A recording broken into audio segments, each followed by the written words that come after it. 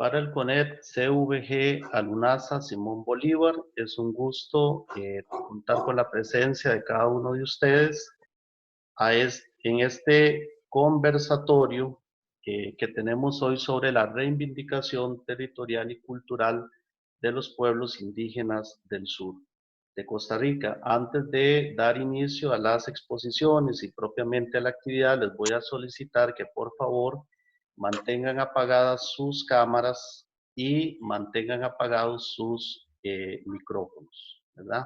Entonces, Adriana, por favor, apagar su cámara y revisar también que esos micrófonos estén apagados.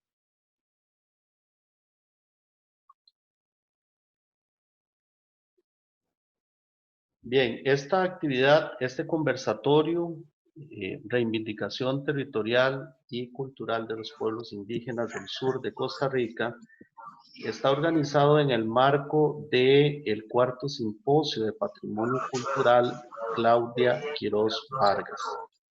Es para nosotros como institución, como organizadores de la actividad, un gusto que nos estén acompañando la tarde de hoy para conversar, para informarnos, para reflexionar hoy, un día con una fecha tan significativa sobre la problemática territorial y sobre las luchas de reivindicación territorial y cultural que están desarrollando las comunidades del sur de Costa Rica. Vieras que se meten muchas comunidades indígenas. Era como les ha llevado ella a los muchachos. Inés Vélez, por favor, apagar el audio. Gracias. Sí, por favor, para poder tener un adecuado desarrollo de la actividad, necesitamos que por favor tengan sus micrófonos apagados. Muchas gracias. Bien, les decía entonces que para el CONET Simón Bolívar es un gusto que nos están acompañando la tarde de hoy en este conversatorio Reivindicación Territorial y Cultural de los Pueblos Indígenas del Sur de Costa Rica. Hoy tenemos la participación de 3 expositores antropólogos que voy a presentar dentro de un momento. Indicarles que la actividad está siendo grabada, que la actividad va a tener entonces inicialmente un bloque de exposición donde cada uno de nuestros invitados va a desarrollar una determinada temática en relación con las luchas de reivindicación cultural y territorial. Y al final de las exposiciones vamos a tener un periodo de preguntas. Entonces, por favor, si tienen alguna duda, si tienen alguna consulta, si quieren realizar algún comentario, lo podrán hacer entonces al final de las exposiciones. Le damos la más cordial bienvenida entonces a todos los que nos acompañan hoy, que es un público bastante diverso. Tenemos estudiantes de secundaria, tenemos estudiantes del CONET, tenemos docentes de estudios sociales, docentes en diferentes áreas y tenemos también personas de la comunidad que nos están acompañando hoy. Voy a proceder entonces a presentarles a nuestros expositores.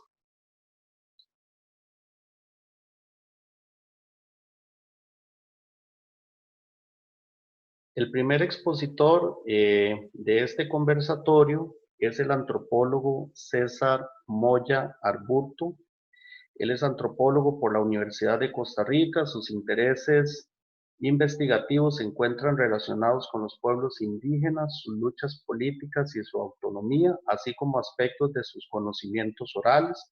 Cuenta con experiencia en investigaciones sobre cantos cabécar, apoyo en investigación para revitalización lingüística y sobre recuperación de tierra, territorio indígena. Trabaja en el Centro de Investigación en Cultura y Desarrollo CICTE de la Universidad Estatal a Distancia y dentro del CICTE forma parte de Procultura, que es el programa de cultura local comunitaria y Sociedad Global. Además es profesor en la sede del Atlántico de la Universidad de Costa Rica. Con él vamos a dar inicio entonces a este conversatorio. Los demás ya los iré presentando en su respectivo momento. Le damos entonces la más cordial bienvenida a César, quien nos hará un, un recorrido histórico, nos hará un balance histórico de cómo han sido los conflictos territoriales en los pueblos indígenas del sur de Costa Rica. Le damos entonces el espacio a César. Muy bien. Buenas tardes. Muchas gracias, José Luis. Quiero agradecer también al CONET por este espacio y destacar que es un espacio, digamos, importante, ¿verdad? Para poner sobre el tapete en discusión una serie de temas que tienen que ver con la situación actual de los pueblos y territorios indígenas de nuestro país. Nada más quisiera que me confirmen que se está escuchando bien y que se observa la presentación. Lo Sí, muchas escuchamos gracias. y se observa así. Muy bien, perfecto, Sí, gracias. se escucha bien. Gracias. Bueno, yo quisiera iniciar comentándoles o presentándoles este mapa, ¿verdad? Es un mapa de los pueblos, de los territorios indígenas de nuestro país. Observamos que prácticamente, ¿verdad? Casi que en la totalidad del país, en diversas zonas, hay presencia de unos territorios mucho más grandes que otros, cada territorio con sus particularidades geográficas y territoriales. Algunos datos generales, por ejemplo, se menciona en el censo del 2011, que la población indígena es de 104.000 personas y que representa más o menos el 2.4% de la población. Se registran también, por ejemplo, poblaciones grandes como la Bribri, como la Cabecar, pero también, por el contrario, hay territorios que presentan poblaciones bajas, por ejemplo, como la Maleco. Otros datos generales, por ejemplo, el censo nos muestra que a nivel país, el índice de necesidades básicas insatisfechas, que tiene que ver con, por ejemplo, acceso a servicios y otros, salud, ¿verdad? Entre otros elementos, para a nivel nacional es del 24.6, mientras que en territorios indígenas es del 70.1. Es una diferencia, ¿verdad? Realmente abismal. Y otros elementos, por ejemplo, el tema que tiene que ver con la lengua, ¿verdad? Con las lenguas que aún persisten. Por ejemplo, la Cabeca está muy fuerte, la Nove también, pero la Teribe, la Chorotega, débiles y casi, digamos, extintas. Ya, digamos, aterrizando al tema que nos compete el día de hoy, sabemos que para el periodo de colonización, ¿verdad? Hubo digamos, un momento de conquista, de dominio, que por lo menos transcurrió entre el siglo XVI y el XIX. Y ahí hubo, digamos, diferentes actividades o diferentes elementos, o diferentes, em, digamos, presiones sobre los pueblos indígenas, ¿verdad? Hubo saqueo de los recursos, hubo masacres, hubo dominación religiosa o ideológica y cultural, ¿verdad? Entre otros.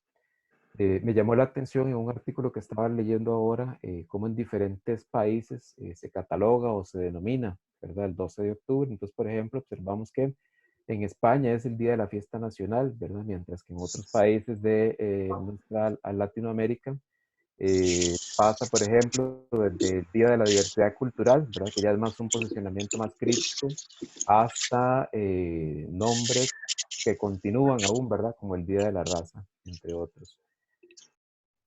Eh, ya entrando, digamos, al periodo republicano y en la relación del Estado y los pueblos indígenas, podríamos establecer entonces que se pasa de un periodo, de una época de conquista, de dominación, de masacre, a nuevas formas, digamos, de conquista y de dominación. El Estado entonces parte o toma una postura en un primer momento integracionista y en un segundo momento asimilacionista, ¿verdad? Entonces, por ejemplo, vemos acciones que se concretan o se materializan en una serie de normativas, por ejemplo, la ley de terrenos baldíos que establecía que desde 1939, que en las zonas donde habitaban, y así lo menciona la ley, ¿verdad? Estas tribus de estos naturales, eran las zonas reconocidas por el Estado como zonas de uso para estos pueblos.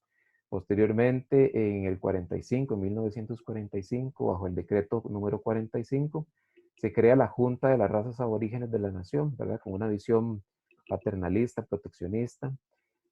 Más adelante, en el 56, se establecen los primeros territorios indígenas en el sur de Costa Rica, ya declarados por ley, ¿verdad? Jurídicamente como territorios. Para ese momento, en 3 bloques distintos. Por un lado, el bloque de Borucaterra, por el otro, Juarrá, Salitre, Cabagra y posteriormente Chinaquichá.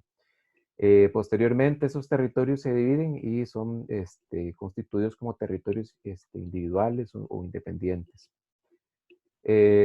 Después, posteriormente, en el 73, por ejemplo, el Estado crea la CONAI, ¿verdad? Que es una institución estatal que se supone la encargada del tema que tiene que ver con pueblos indígenas, pero que sin embargo es una institución que ha estado muy cuestionada, muy criticada de parte de los pueblos indígenas, ¿verdad? Por una serie de razones que más adelante abordaremos. Posteriormente, ya digamos en un momento un poco más progresivo, en el 77, la ley indígena es una ley que regula, que define, que estipula el tema de las tierras y de los territorios, y más adelante también abordaremos un poco más en profundidad esto. Y finalmente en el 92, el convenio 169 y posteriormente a eso otros instrumentos jurídicos internacionales que velan por el tema de derechos de los pueblos indígenas. Entonces vemos 3 grandes momentos: un momento asimilacionista, un momento integracionista y posteriormente ya más bien de parte del movimiento indígena un momento más de lucha, de exigencia de derechos que podríamos establecer a partir de los 70. Ya entrando en el tema del conflicto por el territorio, que es uno, digamos, de los grandes conflictos pueblos indígenas-Estado, valdría la pena primero señalar que hay una relación entre el territorio, la territorialidad y los pueblos indígenas, ¿verdad? Hay una relación particular entre estos pueblos, su entorno, sus elementos naturales que los rodean y los elementos identitarios, culturales y que tienen que ver también con elementos cosmogónicos que se encuentran, digamos, en estos espacios. Además, una característica importante a destacar es el tema de la propiedad colectiva, que es un espacio que permite el desarrollo, la continuidad de una serie de usos específicos de estos pueblos. Y a pesar de que el territorio como tal está titulado o está a nombre de la ADI, es un territorio que, digamos, no le pertenece, digamos, no existe la propiedad privada del interno en términos, digamos, jurídicos, pero obviamente cada familia sabe dónde empieza su finca y dónde termina la otra. Pero en términos generales, globales, es un territorio de uso colectivo. Y la ley indígena, ¿verdad?, que mencionaba hace un momento, es la que estipula, ¿verdad?, el carácter inalienable, no transferible y exclusivo de estas tierras, de estas zonas, de estos pueblos, ¿verdad? Entonces, la ley indígena estipula, por ejemplo, que solo se deben realizar compras o intercambios o ventas entre indígenas. Además, y en este tema del territorio, de la lucha por el territorio, un tema importante a destacar es el de la posesión, ¿verdad? Diferentes autores, y aquí se muestran algunos en pantalla, diferentes autores, digamos, establecen aproximaciones, ¿verdad?, sobre los porcentajes de tierra que están en manos de indígenas y en manos de no indígenas. Entonces, por ejemplo, autores como Mackenzie Morales en el 2014 establecen que al menos en los 24 territorios indígenas que existen en Costa Rica hay un 43% de usurpación de sus territorios. Y en un 75% de estos 24, perdón, al revés, de estos 24 territorios indígenas hay usurpados al Acabamos de llegar menos aquí a 40%. Y Plaza finalmente Home. mencionan, hay una persona con el micrófono encendido, tal vez si lo pudiera apagar, le agradezco mucho.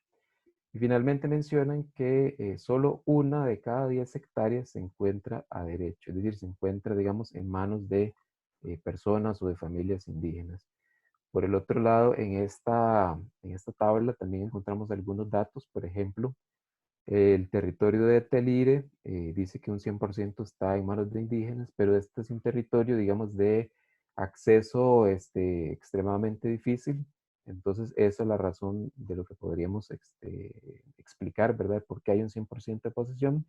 Y por el otro lado, hay territorios como el de Terra, ¿verdad? El que se establece que hay solamente un 10% de ese territorio en manos de indígenas. Entonces, así como hay una lucha por el territorio, por volver, por regresar a sus territorios, hay también hubo una serie de luchas que han realizado los pueblos indígenas en distintos momentos.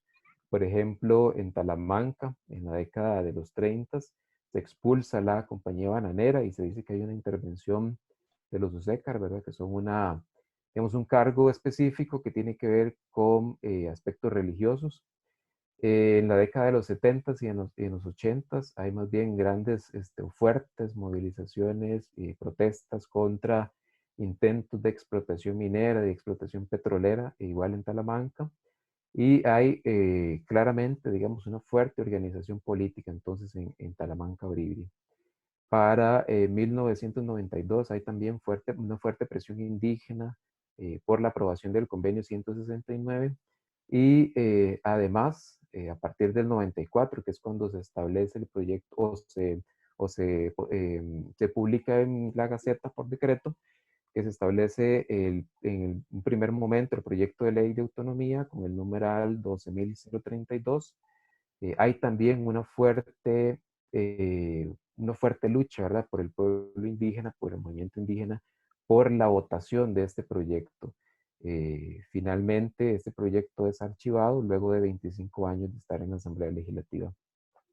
Y así sucesivamente, ¿verdad? Hay también luchas en los 80 contra la tala, contra la explotación de la madera en Terra, entre otros, ¿verdad?, que se me pueden estar quedando también de lado por fuera. Eh, Puntualmente en Salitre, a partir de una experiencia de investigación en el SICDE, un equipo de compañeros y compañeras en donde están dos líderes, un líder y una lideresa indígena, Pablo Sivas y Mariana Delgado, que forman parte de este equipo de investigación.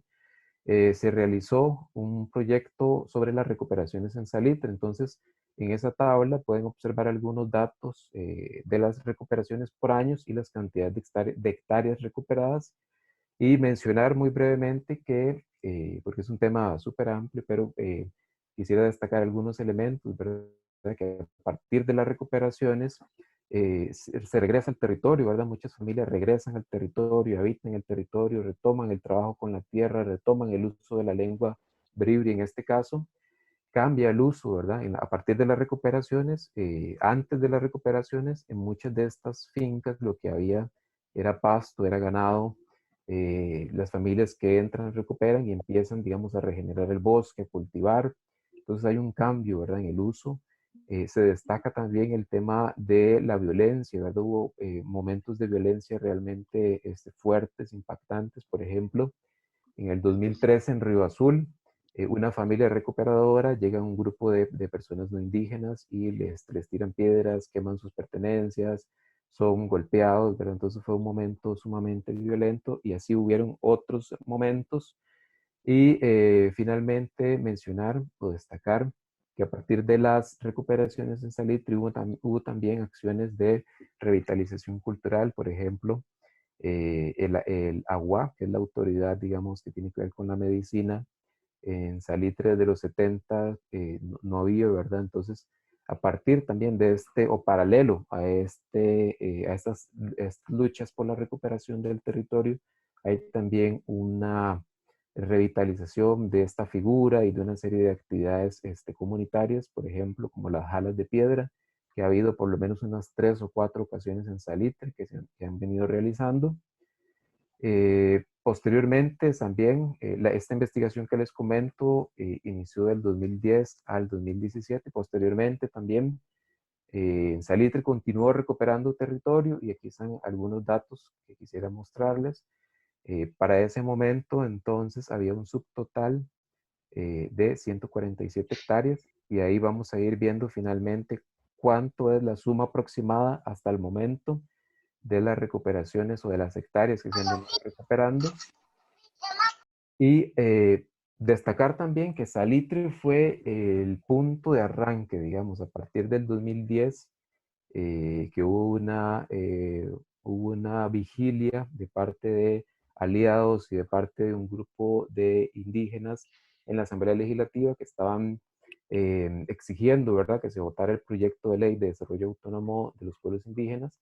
En ese momento, en el 2010, el 9 de agosto, ellos son desalojados de manera violenta, de manera forzada de la Asamblea Legislativa. Entonces, a partir de ese momento se decide, o el movimiento indígena decide, no exigir derechos en la capital, sino más bien ejercer derechos desde los territorios. Entonces vimos que Salitre fue el primer punto, el primer territorio que inició con este proceso en el 2010. Continuó Térraba y aquí vemos también al menos 3 recuperaciones que se ha podido, digamos, recuperar una serie de datos a partir de un nuevo proyecto que también estamos proponiendo en el SIGDE que quiere continuar esta línea de investigación. Entonces en Terra también inician o continúan las recuperaciones, posteriormente también en Cabagra, vemos también aquí algunos datos de las recuperaciones en Cabagra, en el territorio de Cabagra, por ejemplo, en las zonas de Pueblo Nuevo, de Brazo de Oro, de Palmira, han ocurrido una serie también de recuperaciones y hay una constante en Chinaquichá también, ¿verdad? Hay también al menos 4 recuperaciones. Hay una constante, ¿verdad? Es el tema de la violencia, de los graves hechos de violencia que han sucedido, quemas de vivienda, quemas de pertenencias, quemas de cultivos, entre otros. Y también el territorio maleco hemos visto que ha iniciado también acciones de recuperación.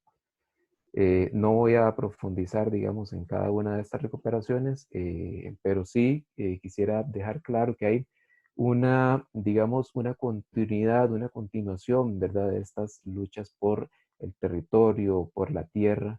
Y finalmente, entonces, para ya cerrar, algunas consideraciones finales. Destacar que ante la inacción estatal, entonces desde los pueblos indígenas se ha tomado la decisión de hacer un ejercicio de la autonomía desde sus territorios, que esto ha generado también una contrarrespuesta, ¿verdad?, de los no indígenas de manera violenta, es decir, aquí los pueblos indígenas, los no indígenas y el Estado son los principales actores.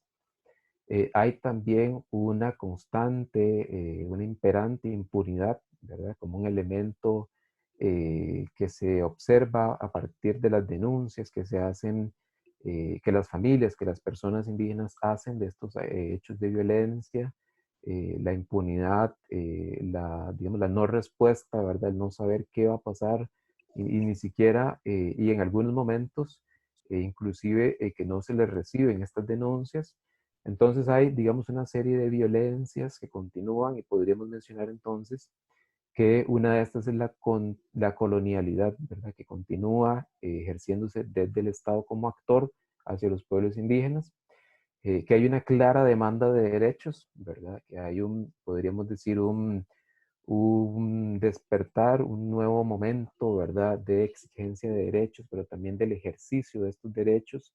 Y aquí también hay otro elemento y es que tanto hay una serie de normativas, digamos, a nivel nacional, pero también internacional, a nivel internacional, y esta ha sido una de las estrategias indígenas, ¿verdad?, recurrir a estas instancias internacionales como la Comisión Interamericana de Derechos Humanos, que desde el 2015, eh, digamos, otorgó medidas cautelares a los territorios de Terra y Salitre, lo cual quiere decir que eso obliga al Estado costarricense a velar por la seguridad y por la integridad de estos pueblos, cosa que claramente no se ha cumplido, ¿verdad? Y un claro ejemplo de eso son los 2 asesinatos que recientemente ha ocurrido a 2 líderes indígenas. Entonces, finalmente, vemos también que en términos de lo que proponía el proyecto de ley de desarrollo autónomo que fue archivado en la Asamblea Legislativa, hay un ejercicio, hay unas aproximaciones, podríamos decir, a la autonomía en términos de control territorial, que era lo que impulsaba el proyecto de ley de autonomía.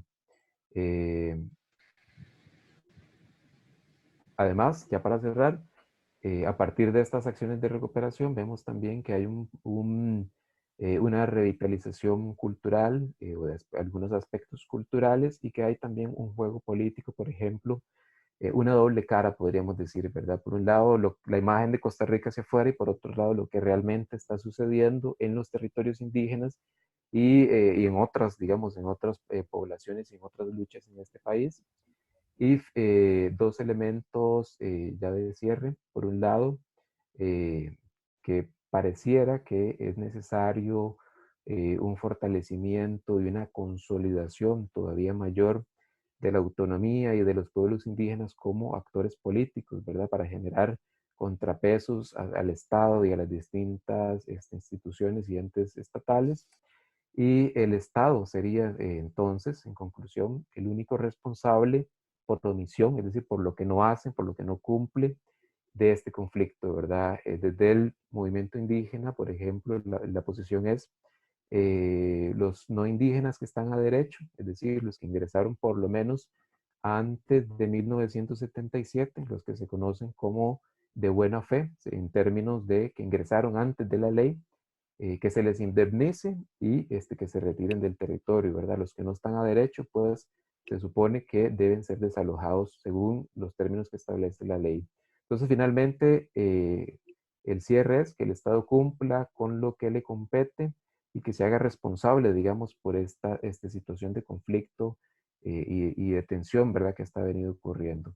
Ya para cerrar, entonces, en este recuento de las recuperaciones, ¿verdad?, que veníamos observando de las hectáreas recuperadas, hay un aproximado de 5.000, podríamos decir, 5.000 hectáreas recuperadas a partir de estas luchas de recuperación por el territorio en los distintos pueblos que hemos recorrido brevemente en esta exposición.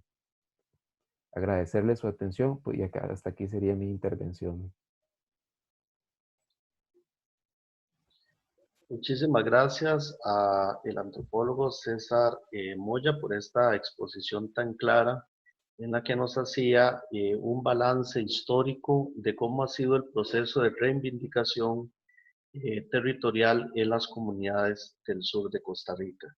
Recordarles que el espacio de preguntas lo vamos a tener al final de las 3 exposiciones.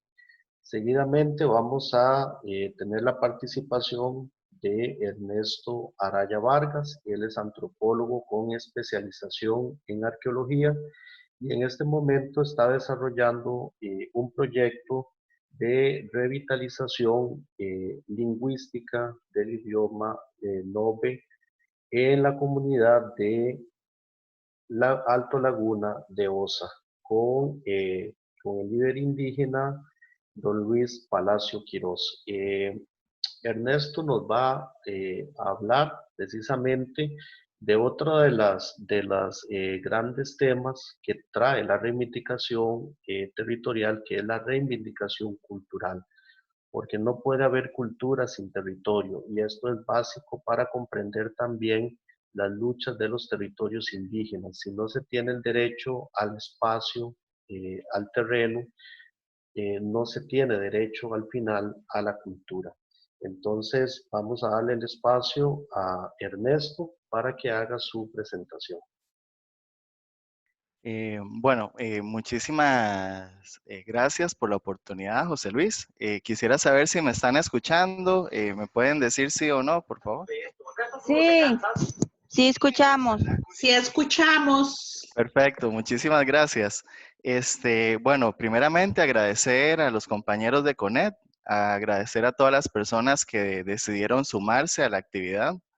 Yo quisiera recordar la pertinencia que tiene esta reunión el día de hoy, precisamente, en donde la idea es ir un poquito más y desmitificar ese pasado que tenemos como costarricenses. Quisiera aprovechar esta introducción, ¿verdad? Precisamente haciendo un llamado a todos los profesionales, a todos los ciudadanos en el país también, a ser conscientes de la necesidad de vincularse nuevamente con el pasado. Ese pasado que nos va a remitir a la territorialidad, como ya decía César, y que al fin de cuentas nos va a fortalecer internamente nuestro carácter en nuestra identidad cultural. Entonces, sin mayores diligencias, ¿verdad? Yo sí quisiera invitarlos a hacer ese cambio radical de pensamiento, ¿verdad? Voy a compartir la pantalla en este momento y como introducción les voy a hacer una especie de vinculación con lo que nos decía César. César nos planteaba situaciones donde, por ejemplo, existe el asesinato de líderes, ¿verdad? Eso no es algo nuevo. César nos hablaba de usurpación de tierras, ¿verdad? Eso tampoco es algo nuevo. Entonces, si son cosas que no son nuevas, que se han repetido a lo largo de la historia, ¿de dónde se están generando? ¿Cómo se están generando? Es la pregunta que va a surgir desde la antropología. Y tal vez si muchos no tienen una idea clara de qué es antropología, pues yo quisiera introducir, la antropología es el estudio del ser humano en el contexto, en el mundo. Igualmente, arqueología vendría a ser el estudio de las evidencias materiales que ha dejado ese ser humano en sociedad, ¿verdad?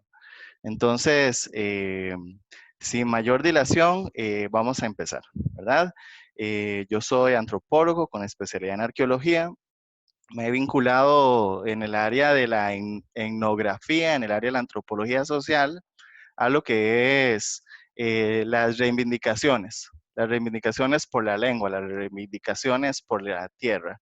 Y entonces tenemos que ser conscientes de que ese proceso es participativo y van a ver por qué es tan difícil para los pueblos originarios revertir la situación, porque no es una cuestión de ganas, tiene algo más de por medio.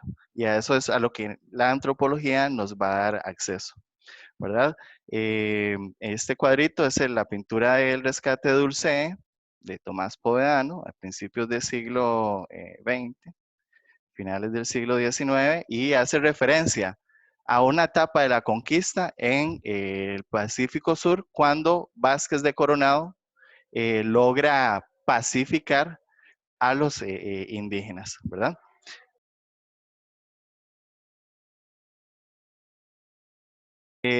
Vamos a entrar a analizar desde la antropología un concepto que yo me he planteado para tratar de explicar lo que pasa en Costa Rica con respecto a este conflicto cultural. El concepto que me he planteado se llama diferenciación social y vendría a justificar y aglomerar todo ese conjunto de prácticas que van a buscar de alguna forma el control social, los mecanismos que controlan a las personas, que se pueden decir, solo para dar un ejemplo y hablar un poco de sociología, la humillación, el escarnio, el oprobio, ¿verdad? Ciertos mecanismos que a nivel social las personas utilizan cuando hay alguien o grupos que no son tan bien vistos, ¿verdad? Entonces, es un mecanismo ideológico, básicamente, está dentro de las ideas, que se inserta en las instituciones sociales y cuyo objetivo es controlar, fiscalizar las relaciones y las dinámicas en las que intervienen esos grupos sociales. Van a incidir en los sistemas productivos, van a incidir en el sistema económico. Y finalmente, el objetivo de la diferenciación social es sustituir valores identitarios de los grupos minoritarios o de los pueblos originarios en este caso, por los que vienen operando en el ideario nacional. Y sépase de una vez que nosotros vamos a aplicar estos valores sin cuestionarnos mucho de dónde vienen, ¿verdad? O quién los promueve, ¿verdad? Muy pocas veces nosotros como costarricenses nos cuestionamos nuestro origen, ¿verdad? Nuestra vinculación al pasado. ¿Cuáles son los impactos a nivel socioeconómico que esta diferenciación social va a traer? Bueno, pues ya les hablaba de algunas cosas: discriminación, exclusión social, usurpación de tierras. Hay una justificación a nivel ideológico de los mitos que fundamentan la identidad costarricense. Ya habíamos hablado de esto un poquito. Esos mitos se reformulan, se mediatizan, se comparten y no necesariamente, pues, han sido contrastados históricamente para decirnos esto es lo que complementa mi historia de vida, ¿verdad? Tenemos una historia de vida, pero tenemos algo que es un bagaje, es lo que nos vincula a la sociedad. Otra situación que genera la diferenciación social es la asignación de roles productivos según las condiciones étnicas, según la raza, aunque la gente piense que el racismo no es un tema en Costa Rica, sí lo es. Y esto va a condicionar el acceso al sistema productivo, como la fuerza de trabajo es absorbida por un proyecto hegemónico, ¿verdad? Claro, todo eso suena muy discursivo y ese es el problema, ¿verdad? Que yo estoy ahondando en la operacionalidad de una idea para tratar de entender el mundo. Entonces, ¿cómo es que funciona esto, la identidad? ¿Cómo es que hace la antropología? La antropología no puede agarrar una tribu, meterla en un laboratorio. No puedo agarrar a un colaborador y hacerle pruebas humanas, qué sé yo. ¿Qué hace la antropología? Crea conceptos o ideas que nos ayudan a explicar el mundo. Entonces, hay que referirse a antropólogos como Roberto Cardoso de Oliveira, que es brasileño, Frederick Park. Habría que referirse a Max Weber desde la sociología, ¿verdad? Desde cómo se viene a construir la idea de etnia a lo largo de la historia científica moderna, ¿verdad? Y cómo se va contrastando. Entonces, por ejemplo, bueno, disculpen la bulla. Por ejemplo, Frederick Bark, Max Weber propone el concepto de etnia. Llega Frederick Bark, que es de los países nórdicos, y hace un estudio sobre un grupo étnico y compara ese grupo étnico con la sociedad nacional, y de ahí aparece la idea de la identidad étnica. Ya luego viene Roberto Cardoso de Oliveira y en sus estudios con las poblaciones aborígenes del Amazonas, concluye que existe más que una identidad étnica, una identidad contrastante, que viene a ser el elemento que permite que cualquier ser humano se construya como persona, construya su carácter, construya su personalidad, ¿verdad? Entonces vamos al gráfico al dibujito. Bueno, perdón, ese es un niño de los años, qué sé yo, del año 1967, 68, en el territorio de Salitre, ¿verdad? Yo en las revisiones que he podido hacer he conseguido información de visitas que hicieron antropólogos a los territorios indígenas, incluso durante ese proceso de expansión de la frontera agraria. Ya ahora en Costa Rica ya no hay frontera agraria. Ya todo lo que había que colonizar se colonizó. Se cercó a los indígenas en las reservas, se crearon los parques nacionales y todo está rígido según la visión estatal, ¿verdad? Pero bueno, vamos a la etnia. La etnia se divide en dos dimensiones: la identidad, que viene a ser la parte ideológica, y la dimensión estructural, que viene a ser cómo se vincula la etnia con los otros grupos sociales, su organización interna, los grupos de poder, etcétera, ¿verdad? Eso se manifiesta con la representación social, porque toda ideología va a ser materializada por las prácticas humanas, ¿verdad? Básicamente hay una pequeña definición ahí: la identidad étnica está dentro del área de las ideas, ¿verdad? Dentro de la ideología, pero tiene un carácter etnocéntrico. Vamos otra vez, ¿qué es etnocéntrico? Etnocéntrico es la persona o el grupo que se concentra en el propio grupo. Bueno, pues entonces son los valores, identitarios, que esa práctica, ese entenderse no se da fácil, se da a través de un proceso de contrastación, como ya veníamos diciendo, y eso es gracias al carácter minoritario de la etnia. ¿Por qué es pertinente hablar de etnia? Porque son grupos sociales tribales, son grupos sociales minoritarios insertados en sociedades que son las que dominan, ¿verdad? Entonces, los grupos dominados pueden ser un grupo étnico como ya se sabe que es una categoría de análisis, ¿verdad? Como una tribu o como un pueblo originario, o puede ser un grupo de una comunidad. Ese es un grupo que si tiene características de diferencias poblacionales, diferencias de tradiciones, esa comunidad se puede ver como un grupo étnico también, ¿verdad? No necesariamente tiene que ser una tribu. Y dentro de los grupos dominantes está todo lo que tiene que ver con la sociedad nacional. Incluso dentro de la sociedad nacional hay segmentos que pueden ser considerados étnicos. Pero bueno, ya vamos a hablar un poquito más de eso. Existe una asimetría, el carácter de identidad étnica implica una asimetría de relaciones y esto se manifiesta a través de cómo se da la organización, cómo se da el cambio político en la sociedad. Básicamente tenemos que los pilares de la sociedad son la religión, por solo hablar de algunos, ¿verdad? Instituciones sociales, las principales tal vez, la religión, la política, la economía y lo militar, ¿verdad? Yo contrastando eso, puse la foto del momento en que María Eugenia Bossoli, que es una antropóloga pionera en Costa Rica, va a visitar a los noves que vivían en Bruce Maliste, en Limoncito. En un momento donde apenas Ambito empezaba a ser colonia de italianos, promovidos por un proyecto de gobierno, ¿verdad? Que quería europeizar al costarricense o decir que éramos blanquitos, ¿verdad? En un momento donde Ciudad Neyli había sido fundada por un gran terrateniente y en un momento donde la carretera interamericana no existía, ¿verdad? Entonces, estos indígenas se topan por primera vez con esos antropólogos que quieren saber qué es lo que están haciendo ahí.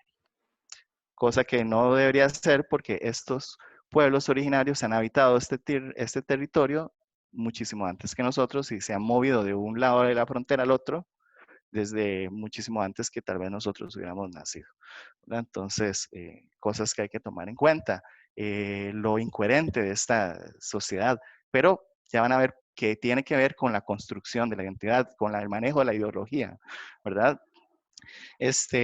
Para continuar un poquito con la idea e ir aterrizando, bueno, nos va a permitir hacer análisis de cómo una representación ideológica puede ir sustituyendo a otra o cómo chocan esas representaciones, que es lo que vendría a llamarse la interacción cultural, ¿verdad? Que siempre se va a dar cuando hay un grupo dominante,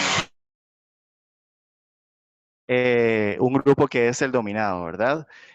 Roberto Cardoso de Olivera hace un experimento y lo que hace es tomar dos grupos mayoritarios ¿verdad? Un grupo tribal mayoritario, un segmento de una sociedad nacional que hospeda migrantes y luego toma dos grupos minoritarios simples, complejos, ¿verdad? Tribales y los compara para ver cómo se comporta la identidad étnica y él llega a la conclusión de que cualquier grupo minoritario, sea complejo, simple, tribu no, puede ser un grupo étnico, pero que nunca una sociedad nacional va a ser un grupo étnico, ¿verdad? Eso tiene su lógica. Bueno, ¿cómo se dan las representaciones en la identidad social, verdad?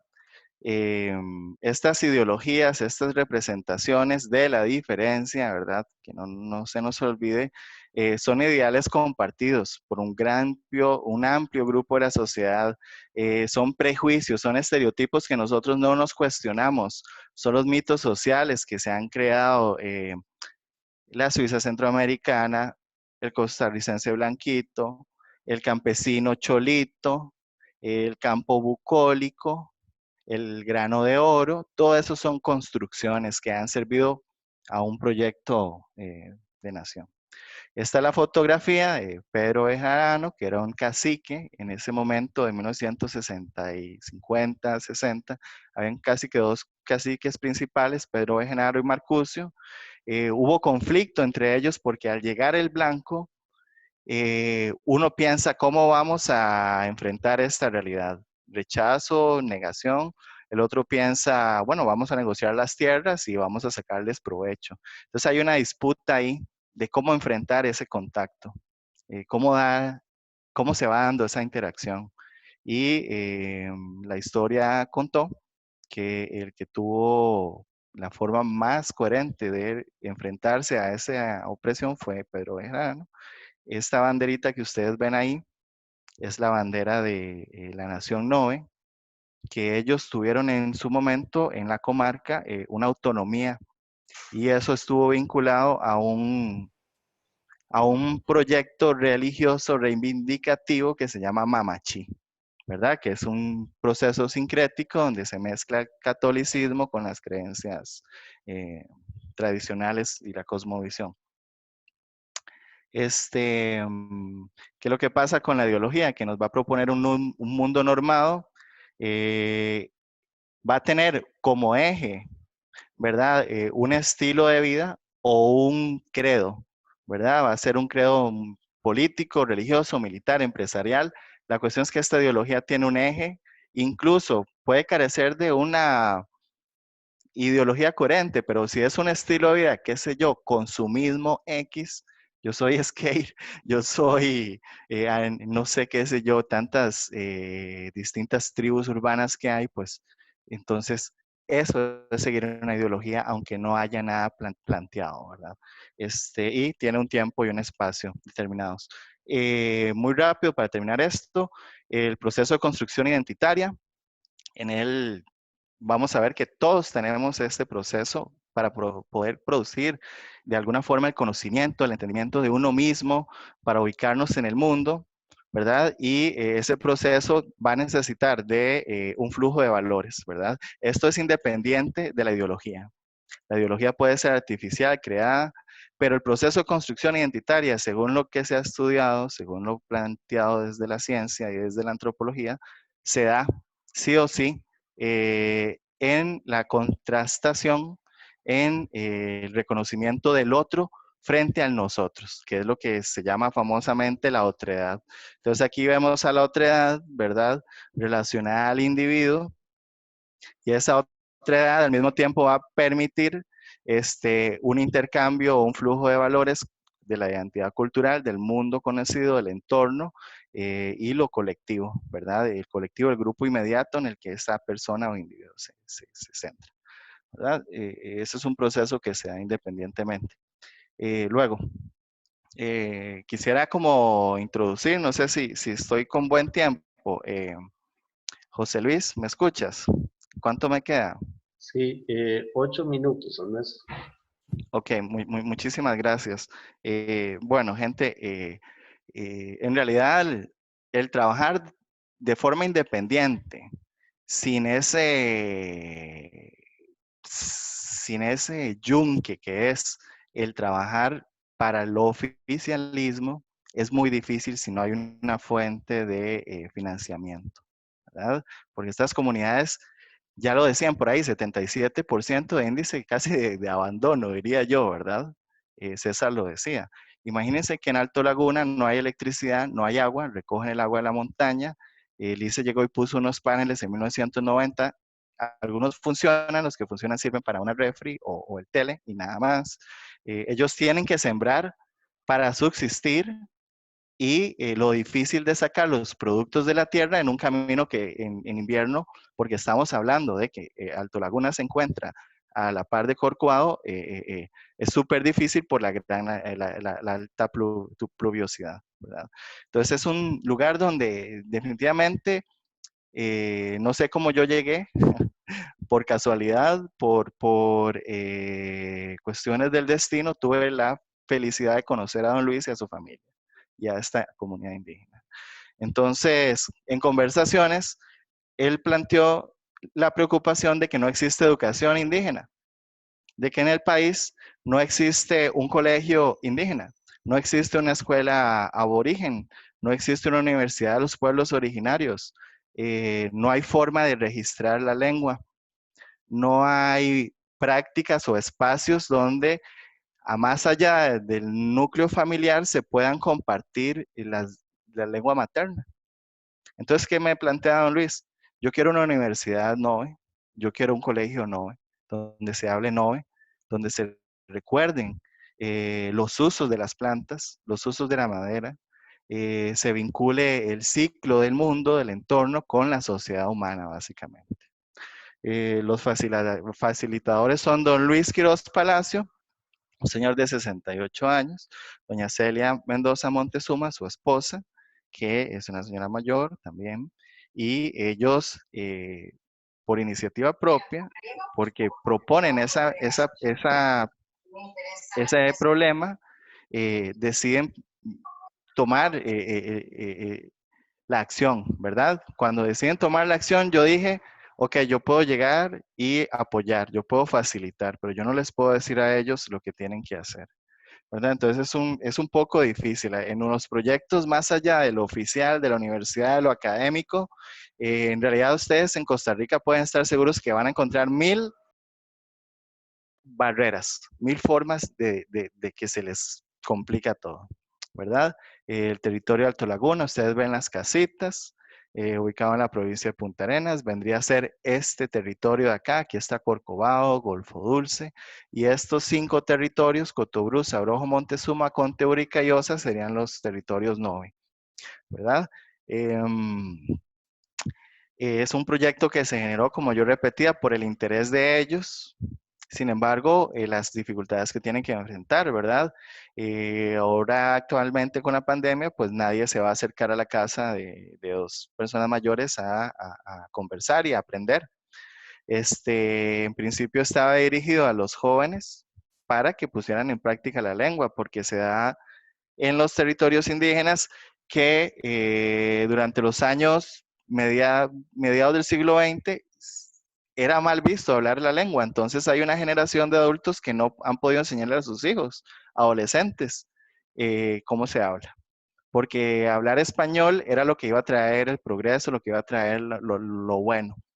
Entonces, cuando pensamos en los indígenas, cuando pensamos en los territorios, en los pueblos originarios, no seamos tan simples de pensar que las cosas son tan fáciles para ellos como son para nosotros hablar el español, ¿verdad? Eso es algo que debemos ser muy conscientes. Y la premisa del proyecto en su momento era aprender haciendo, porque solo en la práctica se aprende y se pone en práctica la lengua, ¿verdad? Datos generales, pero ya César creo que dio algunos aspectos. Por ejemplo, un 77% de la población NOVE habita en los 5 territorios. Son los cantones fronterizos, Buenos Aires, Golfito, Cotobruz y Corredores, los que tienen estos territorios. Actualmente solo existen 2 textos que hablan NOVE o que tratan la lengua NOVE, que es la gramática de la lengua guaymí y gramática de la lengua guaymí otra vez, ¿verdad? De Quesada y de Murillo. Y para de contar, ahora, dentro del territorio, dentro de los territorios, debemos de reconocer que hay varios tipos o dialectos de la lengua, ¿verdad? Está el Nove o Novere, está el Sabanero, el Nove Buglé, ¿verdad? Entonces, hay varios hablantes en un solo territorio, porque unos vinieron de Panamá y otros ya han estado en Costa Rica con mayor tiempo, ¿verdad? Entonces, todo esto hay que verlo. Un problema es que básicamente cuando su niño, o cuando el niño y la niña llegan a la escuela, si es que hablaban Nove en la casa, se deja de hablar, ¿verdad? Se deja de practicar. Puede ser que el maestro en lengua dé unas 2 o 3 horas por semana de la lengua materna, pero una vez que ese niño o niña salió de la escuela, del territorio al colegio, ahí se acaba completamente la educación en lengua, la educación de cultura, si se puede decir, porque en el ministerio le dicen educación de cultura, y entonces, ¿verdad? Pues el niño rompe completamente con su pasado. ¿Qué es lo que pasa? Que el Estado viene a como homogenizar. cuando el Estado se topa con las poblaciones indígenas, no los ve como una tribu, no los ve como un grupo étnico, no los ve como una población, como una nación, los ve como una comunidad y quiere asimilar esa comunidad a cualquier otra comunidad que hay en el país. Entonces, el índice de desarrollo educativo, ¿verdad? Que eso sí se los quisiera mostrar. El índice de desarrollo educativo dice que, según el Ministerio de Educación, que las poblaciones indígenas que tienen mejores caminos, mayor acceso, mejores escuelas, son las que tienen su lengua y su cultura en mayor peligro. Paradójico, ¿no? Y que las que están más aisladas, como Alto Laguna, son las que tienen un mejor estado de conservación de la lengua.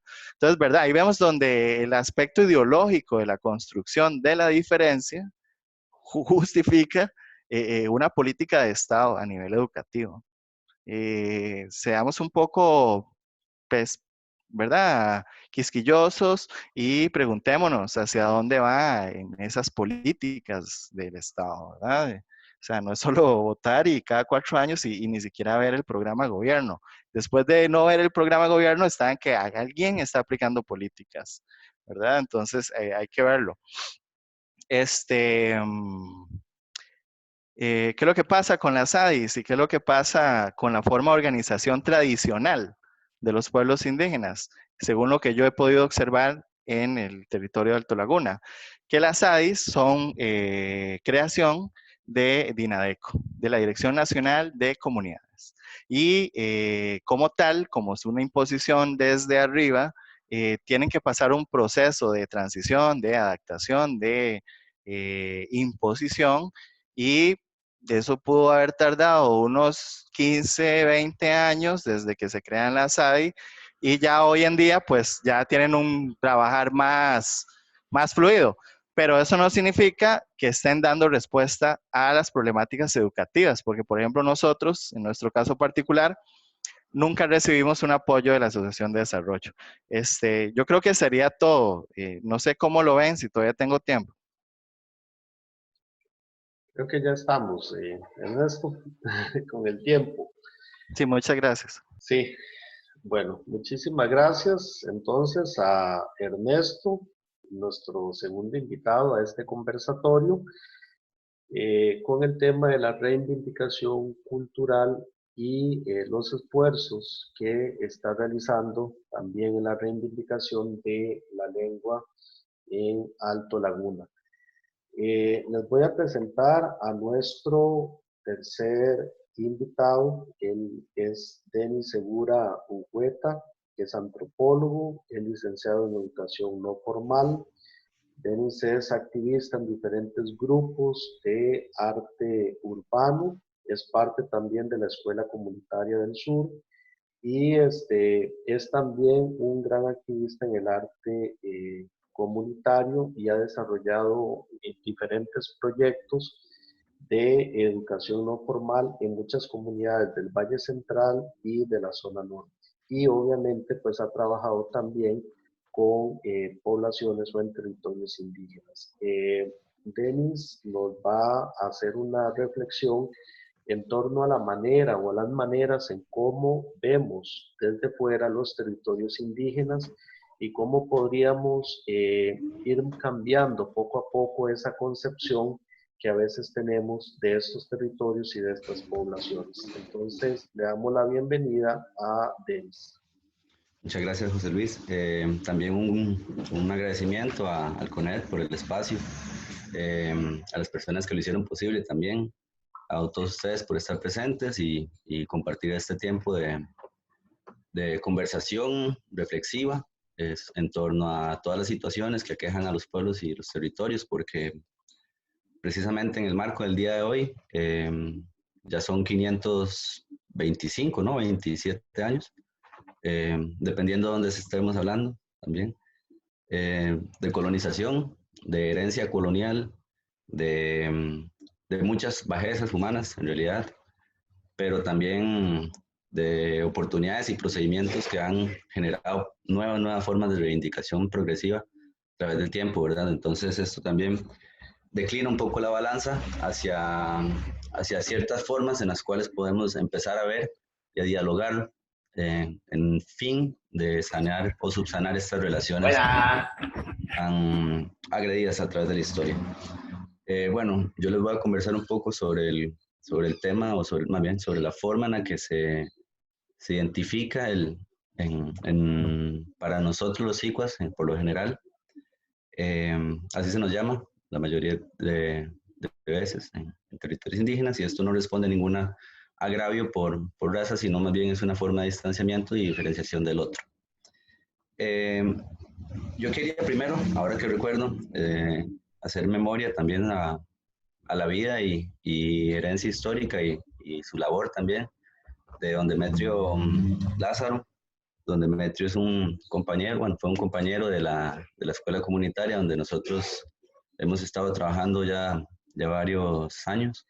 La Escuela Comunitaria del Sur es un compartir de saberes entre distintos territorios indígenas del Pacífico Sur, y que lo hacemos mediante procesos de reflexión y activación de economías solidarias y de prácticas que fomenten el saber indígena ancestral, ¿verdad? Entonces, nosotros me refiero a mí y a otro compañero, hemos estado formando parte de este equipo en función de propiciar un espacio, de abrir la universidad en la que estamos, en la UCR, y en la que tenemos proyectos a otras dinámicas, a involucrarse con los territorios y a reconocer en estos nuevas formas de saber y empezar a promoverlas, ¿verdad? También, y con tanta importancia como una escuela de la vida. Entonces, bueno, quisiera entonces hacer memoria de él y que este espacio sea de mi parte dedicado a su vida. Bueno, primeramente quiero hablar de que el antecedente, bueno, vamos a trabajar un poco sobre estos temas. Primero, la violencia al territorio e identidad, esto como una constante y una secuencia que se ha dado a lo largo del tiempo, ¿verdad? Tenemos antecedentes del problema para el entendimiento común. Los SICUAS o nosotros, las personas occidentalizadas en la República de Costa Rica, hemos sido parte y omisores también de un problema de entendimiento común con nuestros compañeros del país indígenas. Es una deuda histórica y un incumplimiento de la legalidad, pero también es una deuda histórica de cumplimiento, porque en ambos sentidos hay contradicciones tremendas en torno a la forma en la que se instruye, en la forma en la que se crea nuestra institucionalidad legal en el país, incluso en la forma en la que se heterodetermina los territorios a los condicionamientos de nuestro interés. Entonces, eso es un agravante tremendo en el problema. Luego, esos agravantes de violencia, y como son derechos asumidos de muchas personas que viven dentro de los territorios, traen condiciones y agregan al conflicto, en tanto no se resuelven ni tampoco se asumen como problemas del entendimiento común. Una vez entendido que ya hay un problema de entendimiento y toda esta deuda histórica, bueno, pues pasaremos al tema de cómo se materializa este fenómeno, cómo se territorializa el despojo y cómo se reterritorializa la resistencia. Esto viene siendo cómo estos fenómenos se hacen tangibles y se hacen reales, porque al final son problemas sociales y legales que no tienen su constante física, no se pueden tocar. Yo no puedo tocar el despojo colonial, pero sí puedo tener su materialización en territorios y en comunidades y en historias que esos pueblos han vivido, y en el agravante a su identidad comunitaria o étnica. Entonces, esa es la territorialización del despojo, más o menos. Vendría siendo esto, que yo lo conceptualizaba así para este específico. La reterritorialización bajo el proceso de resistencia. Estaríamos hablando ya de todo lo que venimos conversando anteriormente, del resignificar el territorio, de hacer las recuperaciones, de entender quién es el que está al otro lado haciendo eso, y solo cuando el fenómeno del territorio se hace loable para todos, pues va a haber un diálogo más homogéneo entre las partes y no una determinación tan poderosa como lo ha existido en el caso del Estado costarricense en detrimento de los territorios. Bueno, consecuencias identitarias de la territorialización. Aquí estaríamos hablando de más o menos qué implica para los pueblos de alguna forma, pero también qué implica para nosotros todo este problema que nos ha estallado en nuestras caras a raíz del despojo territorial que ha vivido y que desde el 2010 para acá viene emergiendo como una constante de recuperaciones y recuperaciones que ahora cada vez más hace que los entes gubernamentales y medios de comunicación se preocupen y demanden acciones, incluso de la policía, para violentar a los propios pueblos. Entonces, ¿por qué esto? Es más o menos un poco lo que vamos a tratar de reflexionar y ver cómo también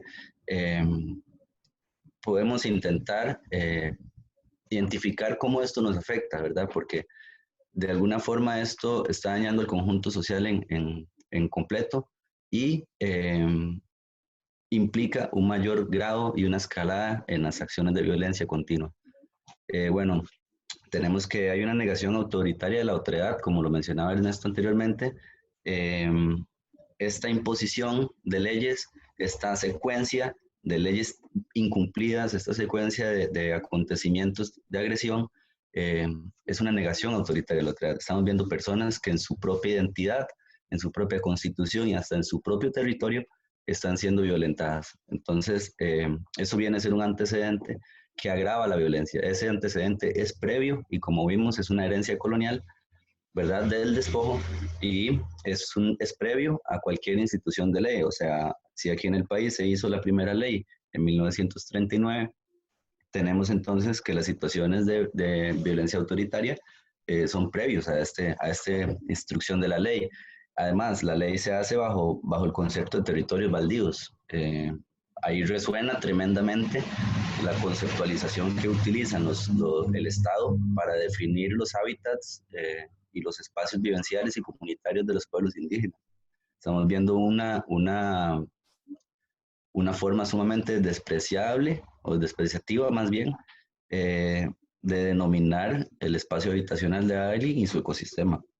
Entonces, en ese sentido, se vienen amalgamando un montón de situaciones, la creación de la CONAI, la ley de territorios indígenas en el 77, y bueno, que esto de alguna forma viene a subsanar un poco los problemas de derechos territoriales y políticos de los pueblos indígenas, más no acata en profundidad cuestiones que van mucho más allá, como el acceso a la educación, a la salud, el uso de tradiciones y usos con autonomía. O sea, la ley no tendría por qué venir a determinar cuáles son los fundamentos o cuáles son las formas en las que los territorios deben organizarse a sí mismos, sino más bien brindar las posibilidades para que estos determinen, bajo sus usos culturales e históricos, la forma de su organización que mayor les convenga conforme a sus tradiciones ancestrales, ¿no? En ese sentido, bueno, se presenta en el 94. Bueno, esto hace propiamente que exista un concepto de propiedad occidental y su consolidación. Su consolidación se da precisamente bajo la capitalización de estas leyes. Estas leyes, cuando se definen y se van integrando, bueno, vemos que un inicio del concepto de propiedad occidental para ellos es un territorio baldío, cuando pues para nadie hoy es un secreto que son los ambientes con más vida en todo el territorio de América. Son los lugares con mayor conservación de la naturaleza y con mayor riqueza natural en términos identitarios, incluso porque el manejo y el vínculo de las personas con el territorio escapa incluso a las formas en las que nosotros lo podríamos entender.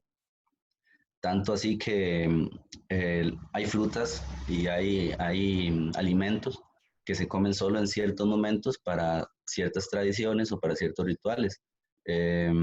Hay alimentos, por ejemplo, hay una fruta que es como una guanábana con picos, no sé si la han visto, yo no recuerdo, centolla creo que se llama, y lo usan mucho para la memoria, ayuda con su nutrición al cerebro y otras cosas, y así cualquier cantidad de cosas, el guaitil para pintar, el achote para pintar, el algodón para tejer, y así sucesivamente cualquier vínculo de lo natural y lo humano está profundamente entrelazado. En ese sentido, el el espacio territorial no viene a concebirse como un espacio de consumo, sino más bien es un vínculo generalizado con la madre naturaleza. Iriria, dirían en territorios bribris. Terj en terra. Bueno, en 1994 se llega a definir un proceso de ley donde las personas hicieron su propuesta. O sea, hubo de parte de los territorios indígenas una propuesta para la resignificación de la ley. El compañero César habla un poco de esto. Bueno, esta ley lo que básicamente quería era redefinir redefinir los asuntos territoriales, los asuntos de gobernabilidad, de desarrollo propio de los pueblos indígenas, la consulta y la participación, una nueva institucionalidad y una actualización e implementación de los procesos hasta ahora ignorados. Esta ley duró 25 años en la Asamblea Legislativa. Eso es decir, estamos hablando de 8.409 días de discusión de un proyecto de ley que quedó trabado y que en el 2019 fue desechado. Estamos el 30 de octubre del 2018, perdón. Estamos hablando de 8.000 días, estamos hablando de un acto simbólico de parte de los padres de la patria, donde se desprecia y se evidencia también que esta herencia colonial y la sumisión del sistema legal, lo que plantean es un aislamiento territorial de los pueblos indígenas. Ellos crearon y dijeron que bastaba con reservas territoriales, y los territorios indígenas no son reservas territoriales, no son el último bastión que queda para la explotación del medio ambiente, ¿no? En ese sentido, es importantísimo ver que el fenómeno que hoy tenemos tiene sus raíces en esto, en toda esta situación, y no se puede pretender que exista una población que bajo todas estas condiciones asuma pasivamente que esto sea así. Entonces, de ahí las recuperaciones y también el proceso de reafirmación del derecho consuetudinario. ¿Qué es el derecho consuetudinario? Bueno, vamos a ver. Bueno, vemos que hay una deuda histórica. Dice que el convenio del 169 de la OIT entiende y dice que es el que se expresa en los valores, prácticas sociales, culturales, religiosas, espirituales propias de esos pueblos. Es un tanto ambiguo en tanto el convenio no busca definir ese concepto, porque el convenio 169 de la OIT no pretende dar una concepción antropológica del derecho consuetudinario. El derecho consuetudinario es un derecho a la costumbre. El derecho a la costumbre es la forma en la que esto es tradición, la ley es tradición en los territorios. Ellos tienen formas de herencia de la tierra. La tierra pasa de manos a manos según sus usos culturales.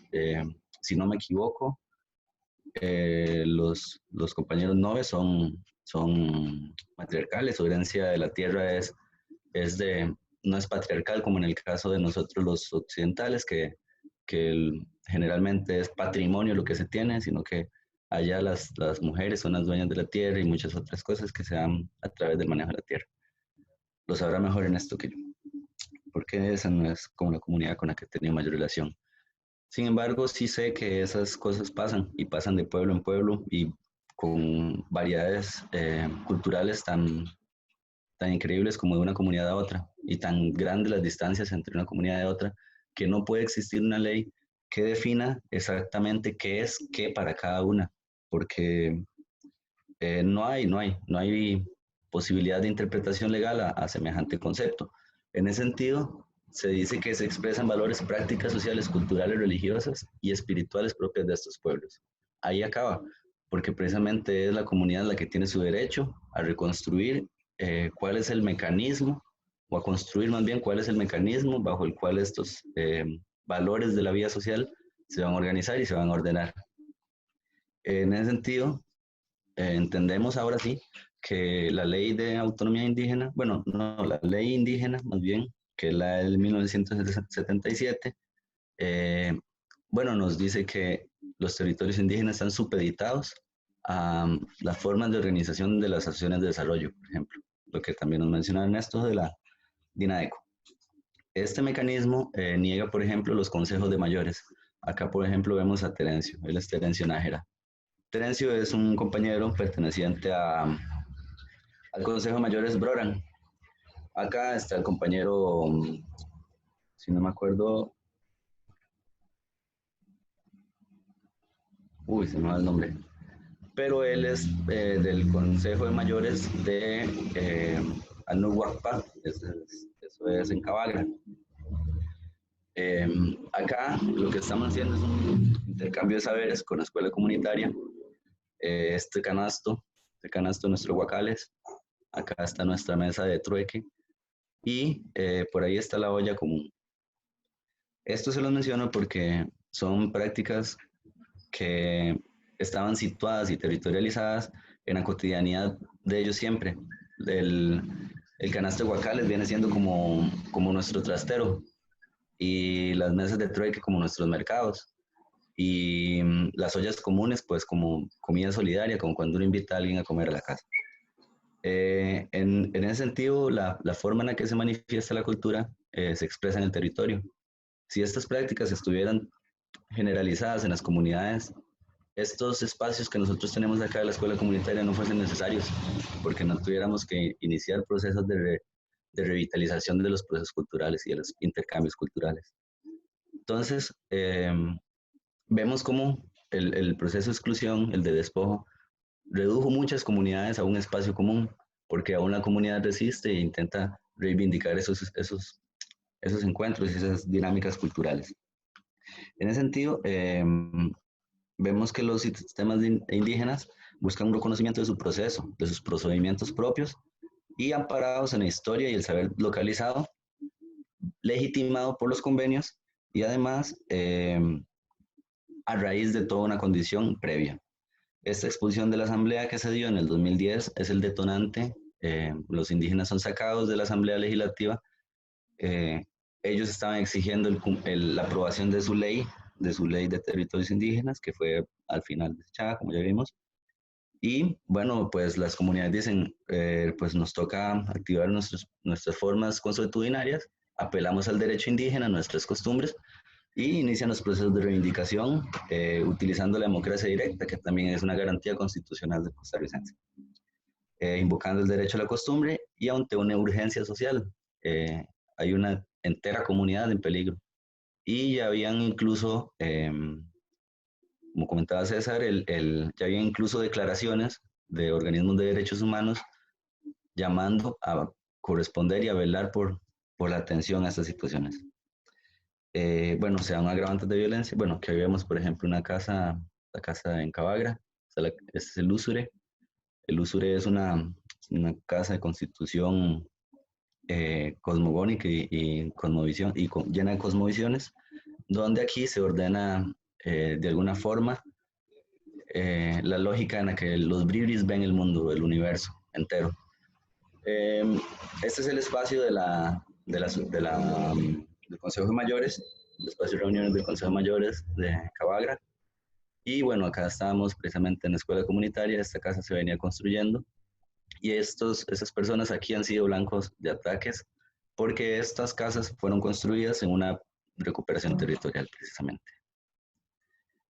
Bueno, un incremento de la violencia, esto se da bajo la materialización de los conflictos legales que crearon una deuda histórica en el Estado, y esta materialización se da como una expresión del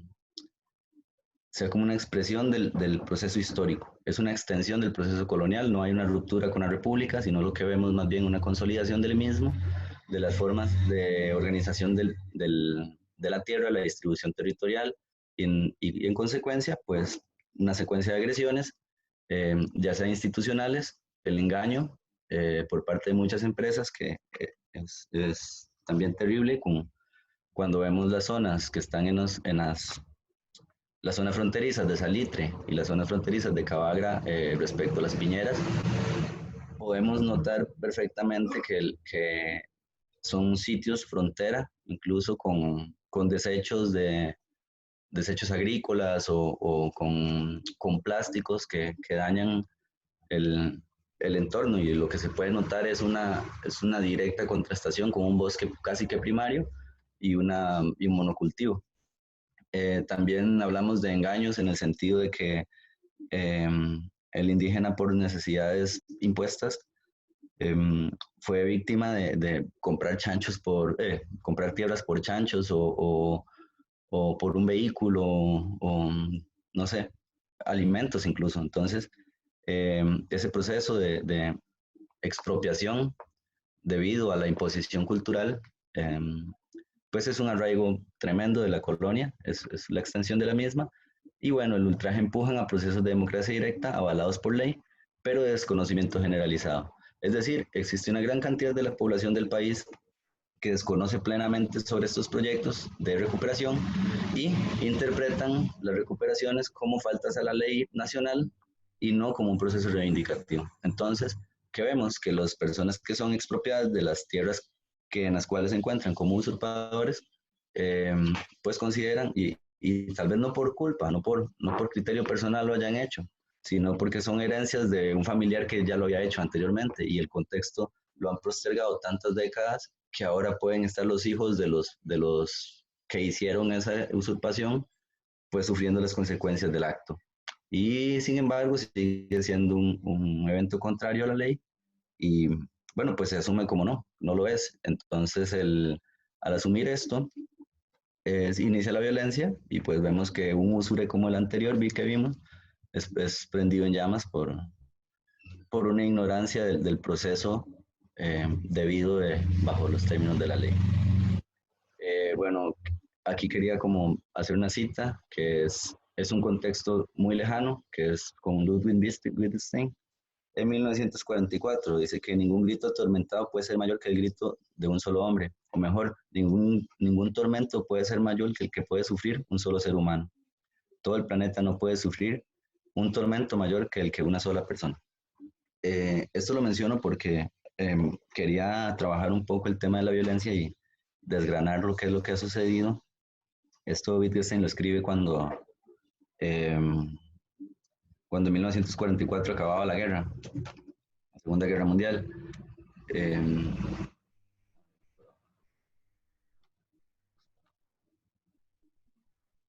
Bueno, aquí hay como un funcionamiento de la violencia que podemos identificar o desgranar, que es, por ejemplo, el inventario de daños infringibles. Cuando una persona, bueno, eso es un tanto más teórico. No quisiera entrar tanto en detalle teórico en realidad, pero se pueden hacer formas o lecturas desde la antropología sobre las situaciones de violencia que suceden en los pueblos o que hay entre los pueblos. Los daños infringibles a los débiles son herramientas de control social y consecución del poder hegemónico.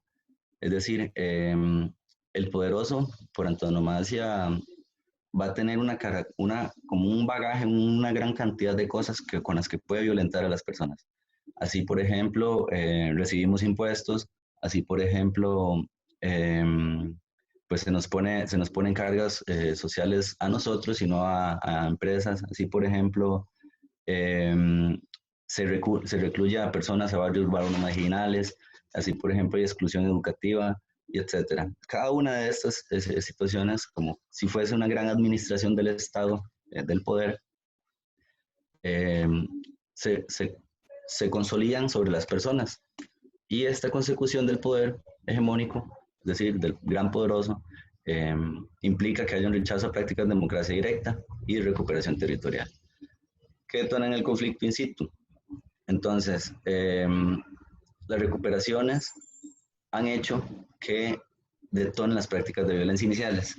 Cuando una recuperación inicia, se interpreta como una violencia de por sí, ya inicial, sin entender que hay todo lo que ya vimos atrás, y se interpreta solo la recuperación como un abuso. Inmediatamente las personas usurpadoras empiezan a decir, bueno, me están quitando mi tierra, me están quitando esto, me están quitando lo otro, y pues actúan con violencia. Esta situación de violencia es escalonada.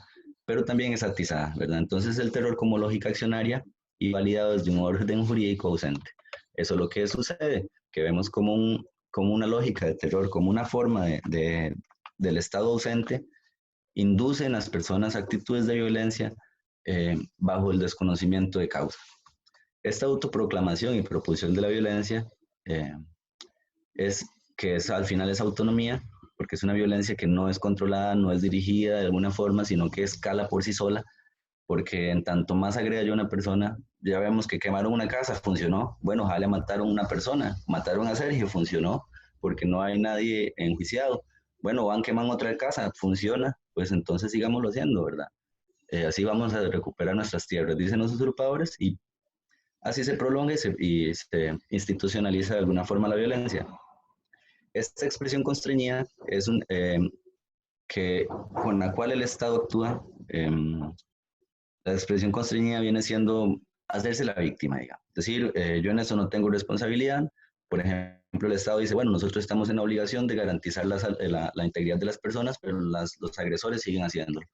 Entonces el Estado pasa a un segundo plano, ya no es agresor, ya no es el causante de la situación inicial por la cual surgieron las recuperaciones, sino que además dice que es el culpable es otra persona. Terminan pagando el enfrentamiento social, lo terminan viviendo las comunidades al final. Esta violencia que se genera no es rutinaria, no es una cosa que se tenga que generar rutina, entonces no son actos de violencia que ocurren todo el tiempo, pero tampoco son extraordinarias, es decir, tampoco son actos de violencia que nunca ocurren.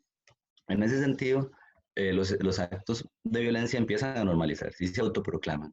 Y como una cadena sigue sucediendo, ¿verdad? Entonces la institución gubernamental, los usurpadores y medios de comunicación se legitiman mutuamente, en tanto existe una acción omisoria de todo el bagaje legal que ya vimos que es la no devolución de la tierra. Esta escala de violencia, ¿verdad? Y bueno, sea una escala de violencia y una redefinición de los inventarios. Vemos cómo los procesos coloniales antiguos eran quemar los cultivos y se retoman. Los procesos coloniales no han terminado y vemos cómo entonces emergen la quema de cultivos, la quema de casas, de ranchos sagrados. Y bueno, se definen entonces, dice, las víctimas sufren la violencia sistemática de la autoproclamada víctima, ya vimos quiénes, y se redefinen en concordancia con las formas y los límites de lo permitido, en consonancia con las omisiones de la ley. Es así como vemos que no existe una forma alguna de generar un proceso legal en ese sentido, porque el Estado ya tiene las condenas, ya tiene incluso señalado a los violentos, tiene identificado qué es lo que tiene que hacer, pero no se hace, ¿verdad? En ese sentido no hay un interés, no hay voluntad política, no hay voluntad jurídica, y lo que tenemos al final, pues es una sistemática violación a los derechos humanos y a las agresiones contra los pueblos indígenas. Que bueno, que eso se sugiere, o al menos que sugeriría yo en los procesos que he tenido y en los contactos con los que he estado con las comunidades, en los vínculos con los que tenemos y desarrollamos. Incluso, que lo que estoy tratando de hacer aquí es, primero, pues, lo obvio, que hay que enmascarar el engaño, ¿verdad? Pues segundo, lo siguiente vendría siendo la desacreditación de la escala de violencia. No se puede permitir, no se puede seguir permitiendo que esto siga sucediendo y estar omisos a semejantes condiciones de vida con las que estamos nosotros en nombre de la nación, recluyendo a demás personas a territorios cada vez más reducidos y más reducidos. Y bueno, creo que también subsanar las relaciones de confianza, solidaridad y resistencia entre los pueblos. Las personas han ignorado cuál es la relevancia de todos los asuntos que tengan que ver con lo político y han recluido lo político a una serie de secuencias de votos representativos y de diputados y de un montón de secuencias donde nada tiene que ver con lo cotidiano. Entonces, en ese sentido, yo acá voy a dar como este giro, ¿verdad? Tratar, ya desmenuce un poco el tema de la violencia. No sé si estoy muy corto de tiempo o qué, realmente. ¿Cómo estoy, José? Ya estaríamos con el tiempo, tal vez una conclusión. ¿Algún cierre? Sí, ¿Está bien? gracias. Listo. Bueno, a ver, aquí se da un proceso de territorialización de la violencia, ¿verdad? Como vimos, el fenómeno cae sobre el territorio, cae sobre los pueblos, y ese concepto se utiliza para referirse a la forma en la que los fenómenos sociales se manifiestan en el mundo físico. Aquí podemos ver, por ejemplo, este es un mapa de la finca Potomac, antigua finca Potomac, hoy día recuperación de Crunchurín en Terra. Esto fueron 1000 y tantos hectáreas recuperadas, casi 1000 hectáreas recuperadas, en manos de un personaje político, bueno, y social muy, muy tremendo, que bueno, ¿cómo consiguieron ellos mapas de los territorios? Pues algo que ni los propios territorios tienen en ocasiones, pues habría que discutirlo, ¿verdad? Cómo se territorializa la violencia hasta el punto de crear algo que no es permitido, que es tener titulación territorial dentro de espacios territoriales indígenas. Es algo tremendo, ¿verdad? Que ahí vemos cómo se manifiesta eso, pero por ejemplo vemos lo que es el mapa del Consejo de Mayores, del profesor Bril en el Consejo de Mayores, y este es un mapa que desterritorializa un poco esta lógica en la cual vemos la forma en la que se ordena el mundo espacial, el territorio propiamente, para las personas blancas o no indígenas y para las personas indígenas, que hay mucho vínculo son los caminos, vemos ríos, vemos dónde está la cordillera y vemos cuál es la forma de organización espacial que ellos tienen. Esto implica consecuencias identitarias en el proceso de recuperación territorial, la unión, hay un rescate de la dimensión espacial de la vida social, una reemergencia de identidades territoriales y prácticas culturales. Hay un distanciamiento del conflicto institucional mediante la acción territorial. Las personas empiezan a verse la cara, empiezan a vincularse, empiezan a generar procesos de distanciamiento al viejo régimen y pues el territorio se recupera in situ. La superación del desarraigo y la homogenización cultural se vuelven progresivamente cosas del pasado, en tanto la resistencia se extiende a las comunidades, el conocimiento mutuo de la diversidad cultural, la emergencia de símbolos y contenidos de saber cultural guardados en la memoria. Entonces, siento que es como de aquí donde empezamos a ver una riqueza más profunda, donde nosotros empezamos a ver que el conflicto se supera, pero también que el conflicto no escala, ¿verdad? Siento yo de momento que es la única forma en la que se puede de alguna forma evitar que el conflicto escale, porque la escalada ya lleva 2 muertes, ya lleva casas, cientos de quemas, y se pueden recordar desde el 2010 alrededor de unas 600 intervenciones violentas a comunidades.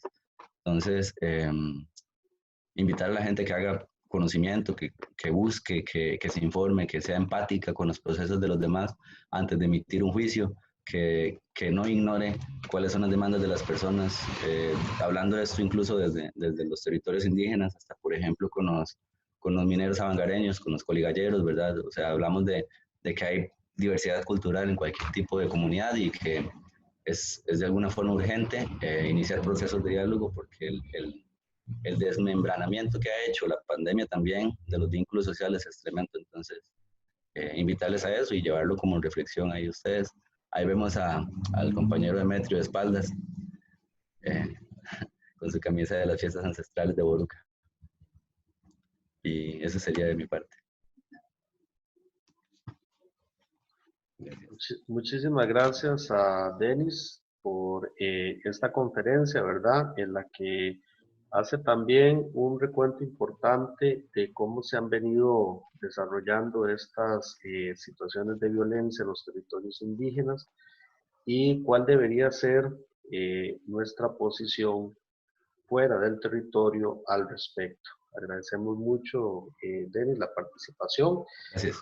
Vamos a tener ahora un espacio para eventuales preguntas que pudieran hacer. Entonces, abrimos este espacio para que cualquiera de los participantes que quiera plantear alguna interrogante o realizar algún comentario a los expositores lo pueda realizar en este momento.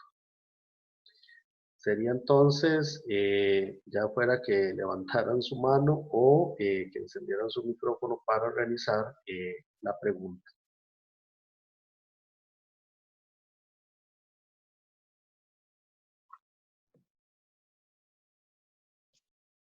Buenas tardes. Buenas tardes, Adriana. A mí lo que me gustaría es agradecerles por la información y por compartir su investigación y su sentimiento.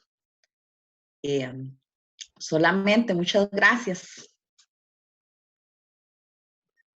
Muchas gracias, Gracias, Adriana. Adriana. Sí, Sí, gracias. con mucho gusto. Muy bien, si tenemos alguna otra pregunta, algún otro comentario.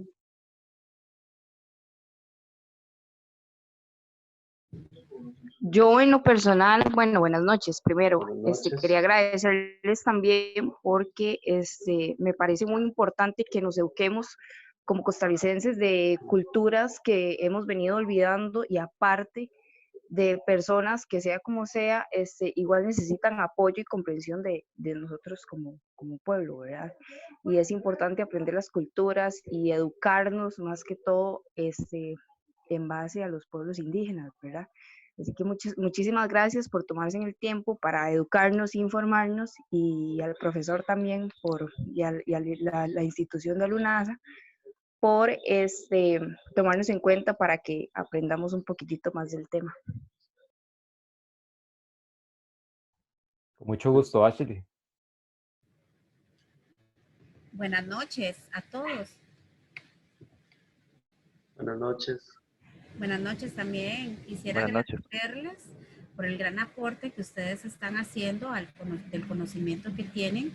Yo soy docente y en realidad pienso que todos los profesores deberíamos hacer, no solo tomar un día para hacer estos comentarios sobre nuestras culturas, que a mi parecer, ¿verdad? Nuestros estudiantes no conocen mucho de sus verdaderas raíces, ¿verdad? A veces los estudiantes de secundaria conocen mucho sobre otras culturas increíblemente y no conocen las verdaderas, las de ellos, ¿verdad? De dónde pertenecen.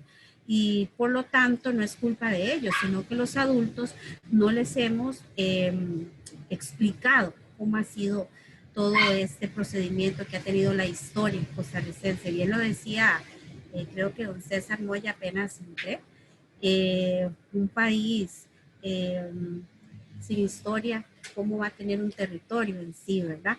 O viceversa.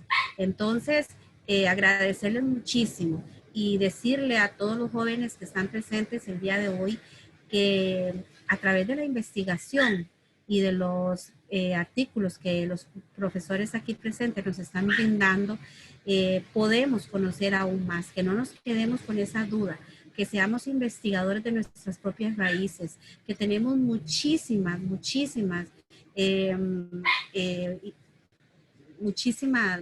temas para investigar de nuestros antepasados. No conocemos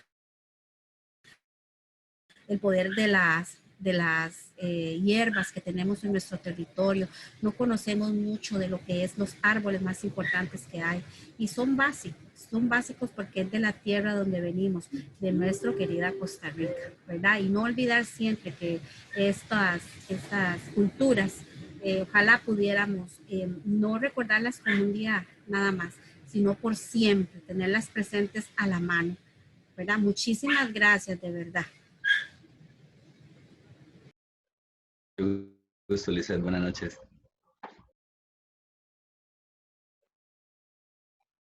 Muy bien.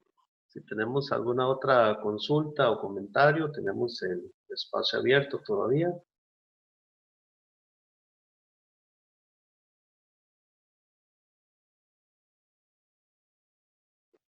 Bien, parece que no.